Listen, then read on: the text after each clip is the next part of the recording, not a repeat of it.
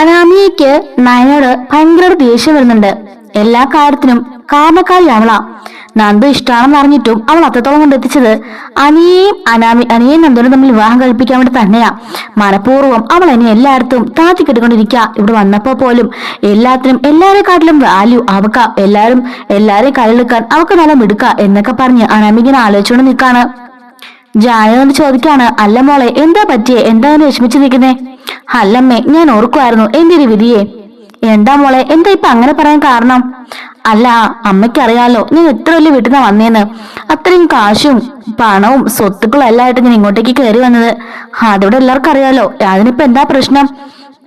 അല്ലമ്മേ, ഞാൻ ഇത്രയും കൊണ്ടുവന്നിട്ടും എനിക്ക് ഈ വീട്ടില് യാതൊരു വിലയില്ല. പക്ഷെ നോക്കിക്കേ, ഒന്നും കൊണ്ടുവരാതെ വന്ന ആ നയനയ്ക്കും നവിക്കും ഈ വീട്ടില് എന്തൊരു പദവിയാ. അവളെ തൊട്ട് കളിക്കാൻ ആരെ കൊണ്ടെങ്കിലും പറ്റുമോ? അമ്മയെ കൊണ്ടെങ്കിലും പറ്റുമോ? അവളെ എന്തെങ്കിലും പറഞ്ഞാ അപ്പൊ തന്നെ ചാടിക്കടിച്ചുകൊണ്ട് 4 ഭാഗത്തു നിന്നും അവളുടെ സെക്യൂരിറ്റി ഗാർഡ്സിന് വരികയല്ലേ നമ്മളെ കടിച്ചു തിന്നാന്. എന്തെങ്കിലും അവളോട് സംസാരിക്കാനോ പറയാനോ ആരെങ്കിലും സമ്മതിക്കോ? ഈ വീട്ടിലെ ജോലികൾ പോലും ചെയ്യുന്നത് ഇപ്പൊ ഞാനും അമ്മയും കൂടി ആയിട്ടല്ലേ, ആ മീനാക്ഷിയും കൂടെ. അപ്പൊ നമ്മുടെ സ്ഥാനം എന്താ? വെറും വേലക്കാരികൾ അല്ലേ അമ്മയെന്ന് ചോദിക്കാണ്. മോളിപ്പൊ അങ്ങനൊന്നും കണക്കാക്കണ്ട. ഈ വീടിന്റെ പണ്ട് കാലത്തുള്ള നിയമ ഏറ്റവും മൂത്ത മരുമകൾക്ക് വീടിന് അധികാരം എന്നുള്ളത്. അത് എപ്പോഴും വീട്ടിലുള്ള സ്ത്രീകള് അധികാരം കൈകാര്യം ചെയ്താല് ആ വീട്ടിൽ അടുക്കും ചുട്ടേക്ക് വരുന്നു കണ്ടിട്ടാ അങ്ങനെയൊക്കെ ചെയ്യുന്നത്. പണ്ട് അത് അമ്മയുടെ കയ്യിലായിരുന്നു, പിന്നെ അത് ചേച്ചിയുടെ കയ്യിലായി, ഇപ്പൊ അത് നയനയുടെ കയ്യിലാ. അതോർത്ത് നമ്മൾ വിഷമിച്ചിട്ട് യാതൊരു കാര്യമില്ല. അപ്പോഴേക്കും അനാമിക പറയാണ്, അതെന്തൊരു സമ്പ്രദായമേ, ഇടയ്ക്കിടയ്ക്കൊക്കെ മാറി തിരിഞ്ഞൊക്കെ വരണ്ടേ, അല്ലാതെ എപ്പോഴും ഈ മൂത്ത മരുമക്കൾ മാത്രം ജീവിതകാലം മുഴുവനും അവര് ഭരിക്കാൻ തുടങ്ങിയാല് ബാക്കി താഴെയുള്ളവരൊക്കെ അതിന്റെ കീഴിലുള്ള ജീവിതകാലം മുഴുവൻ ജീവിക്കണ്ടാമേ. ഇവരുടെ അരുമ ജീവിതം, അവരുടെ രാജാവിന്റെ ജീവിതം എന്താ അല്ലേ എന്നൊക്കെ ഇങ്ങനെ അവൾ പറയുന്നുണ്ട്. മോള ഒന്നും ഓർത്ത് വിഷമിക്കണ്ട, അതൊക്കെ മാറും. അമ്മ അതെല്ലാം മാറ്റിത്തരും. എങ്ങനെ മാറാനമ്മേ? ഒന്നും മാറാൻ പോകുന്നില്ല. അവൾക്ക് ഈ വീട്ടിലെ മുൻതൂക്കം, അതുകൊണ്ട് ഒന്നും സംഭവിക്കാൻ പോകുന്നില്ല എന്നൊക്കെ പറയുന്നുണ്ട്. അങ്ങനെയൊന്നും പറഞ്ഞ് മോള് വിഷമിക്കണ്ട. ഈ അമ്മ ഉള്ളിടത്തോളം കാലം മോളെ ആരും ഒന്നും പറയാൻ ഈ അമ്മ സമ്മതിക്കില്ല. മോളത് മാത്രം കണക്കാക്കിയാൽ മതി എന്നൊക്കെ ജാനകി പറയുന്നുണ്ട് കേട്ടോ. പൂജക്കുള്ള നേരായിട്ടുണ്ട്, എന്തായാലും പൂജയെല്ലാം പോയിരിക്കണം എന്നൊക്കെ ജാനകി പറയുന്നുണ്ട് കേട്ടോ. അങ്ങനെ ജാനകി അങ്ങോട്ടേക്ക് പോവാണ്. അനാമിക നാളേക്കാണ്. പിന്നെ പൂജ എടുക്കാൻ പോവാ, എനിക്ക് വേറെ പണിയൊന്നുമില്ല. രാവിലെ തൊട്ട് അടുക്കളയിൽ കിടന്ന പണിയാ.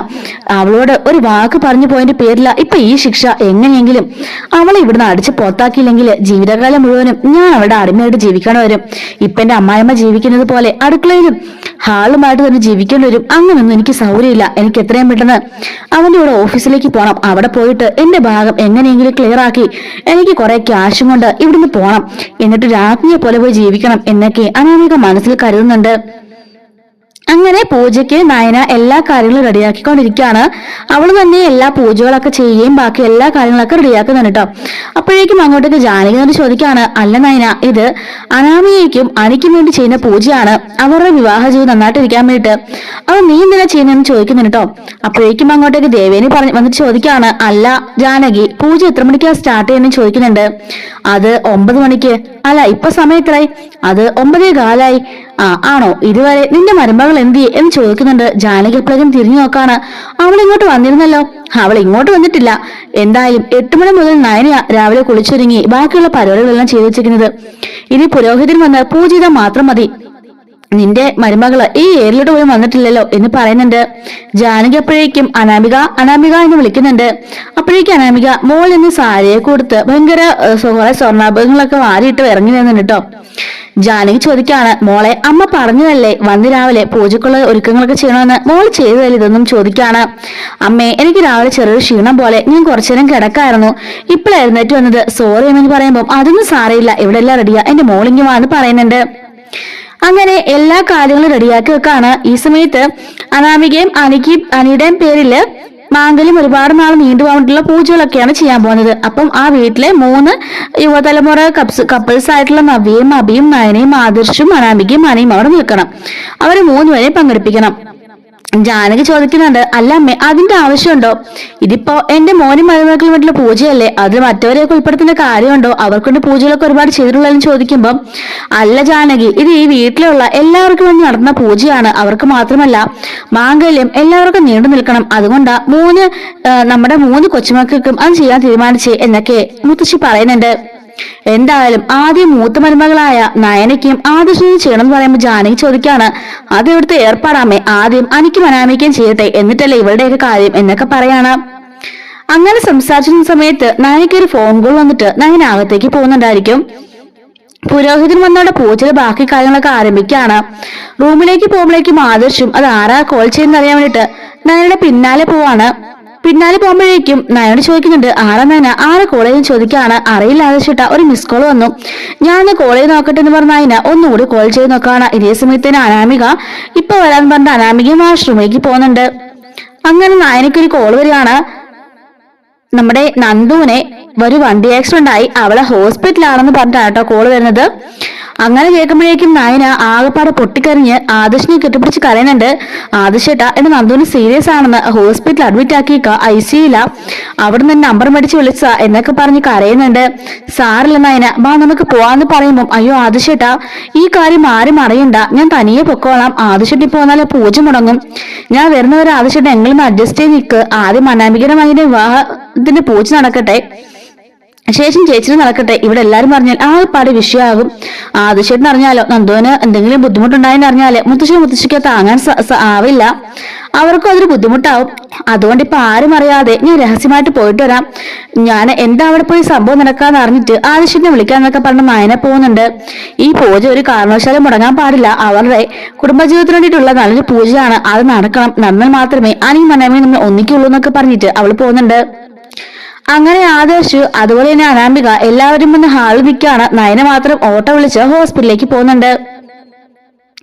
ഈ സമയത്ത് മുത്തശ്ശൻ ചോദിക്കാണ്, അല്ല ആദർശേ, നയനമോൾ എവിടെ, നയനമോളല്ലേ ആദ്യം പൂജ ചെയ്യേണ്ടത്, അവളുടെ ഇങ്ങോട്ട് വരാൻ പാടാന്ന് പറയുന്നുണ്ട്.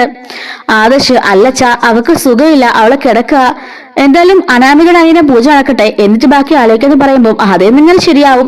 ദേവേനി പറയാണ്, ഞാനെങ്കിപ്പോ അവളെ വിളിച്ചോണ്ട് വരാം. അയ്യോ അമ്മ വേണ്ടാന്ന് പറയുന്നുണ്ട്. അതിനാടാ വേണ്ടാത്തേ, ഞാൻ വിളിച്ചാല് അവൾ വന്നോളും, എനിക്കറിയാം, ഞാൻ പോയി വിളിക്കാൻ പോകുമ്പോ അയ്യോ അമ്മ വേണ്ടാന്ന് പറയുന്നുണ്ട്. എന്താടാ, എന്തോ കള്ളത്തിലുണ്ടല്ലോ, സത്യം പറ, എന്താ കാര്യം, നയന എവിടെ എന്ന് ചോദിക്കുന്നുണ്ട്. അത് നയന ഒരു അത്യാവശ്യ കേസായിട്ട് പുറത്തൊരു പോയിരിക്കുക.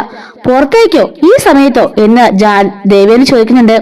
ജാനകി പറയാണ്, പിന്നെ അല്ലാതെ അതിവളുടെ സ്ഥിരം ഏർപ്പാടാണല്ലോ, അവിടെ കല്യാണത്തിന് ആരോടും പറയാതെ അവൾ എങ്ങോട്ടോ പോയി, അവളുടെ കല്യാണത്തിന് പറയുകയും വേണ്ട, ഓരോരോ ചടങ്ങുകൾ നടക്കുമ്പോഴും, അതായത് ഇവരുടെ താലിപൂജ നടക്കുന്ന സമയത്തും അവൾ പന്തലിൽ നിന്ന് എങ്ങോട്ടോ ഒളിച്ചോടിപ്പോയി, ഇത് ഓരോരോ സമയത്തും അവൾ ഇങ്ങനെ ഒളിച്ചോടി പോകുന്നുണ്ട്, അത് ആരുടെ കൂടെ എന്നിട്ട് അന്വേഷണം കൊള്ളാം എന്നൊക്കെ പറയുമ്പോഴേക്കും ജാനകിയോട് ആദർശ് പറയുന്നുണ്ട്, ചെറിയമേ മര്യാദയ്ക്ക് സംസാരിക്കണം, അവളെന്റെ ഭാര്യ, അവളെ കുറിച്ച് അനാവശ്യം പറയണ്ട, എനിക്കൊന്നും ഇഷ്ടപ്പെടില്ല എന്നൊക്കെ പറയുന്നുണ്ട്.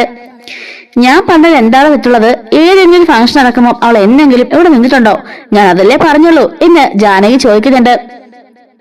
അതൊക്കെ ശരിയായിരിക്കും, അവള് ഓരോ പ്രാവശ്യം പോയപ്പോഴും ഓരോ ആവശ്യമായിട്ട് പോയതാ.